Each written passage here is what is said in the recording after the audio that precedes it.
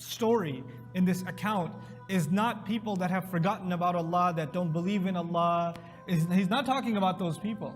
He's talking about good people who have the ayat of Allah, and somehow they started slipping away, distancing themselves, and then shaitan got them good. And when shaitan is completely on your case, he will make you do things, even other people that are not even religious. They don't even do such things. And here's this person who's a person of faith, he's a person of religion, and he can stoop down to those levels. He can do things that weren't even expected of a non-Muslim. He can fall to those levels.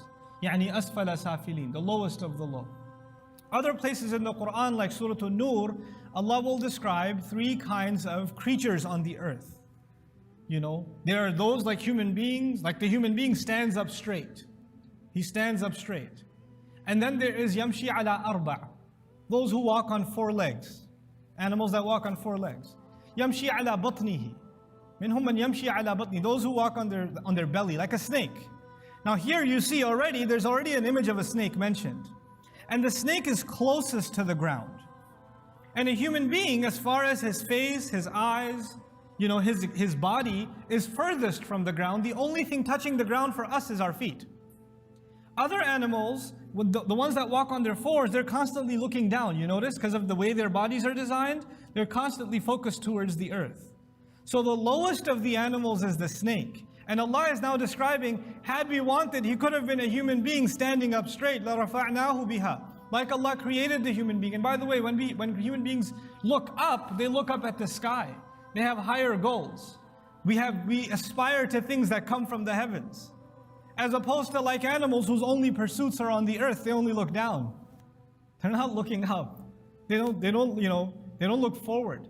أَفَمَنْ يَمْشِي مُكِبًّا عَلَى وَجْهِهِ أَهْدَى أَمَّنْ يَمْشِي سَوِيًّا عَلَى صِرَاطٍ مُسْتَقِيمٍ, like in Surah Al-Mulk. How can someone who just has his face buried into the ground be compared to someone who stands up straight? This is the imagery of the Quran in these ayat. So he says, had we wanted, we could have elevated him. In other words, we could have made him even better and better and better. You know a little bit. You don't know much about the deen, you know just a little bit, but because of that little you know, Allah could have raised you to the next level. And then from there to the next level. And then from there to the next level. It's okay if you didn't compare to the Imam, or you didn't compare to the greatest scholars or the greatest worshippers. You yourself were on a trajectory to become better and better and better because of what little Allah had started you off with. What guidance Allah had given you. وَلَكِنَّهُ أَخْلَدَ إِلَى الْأَرْضِ. However, he became completely inclined towards the earth. Akhlada comes from the word khulud. Actually here, interestingly, it's the word ikhlad, which is to make something permanent. Not to be permanent, but to make something permanent. He made all that he wanted. Everything he ever wanted now became something having to do with this world. This is a person who knows about Jannah. He knows about meeting with Allah. He knows about Judgment Day. And yet, as they distance themselves, the only thing they think about, the only thing they love, the only thing that becomes their priority are things they can get in this world. Whatever desires they have of money, of wealth, of fame, of lust, that's all they can think about. They can't think about anything else. Or control.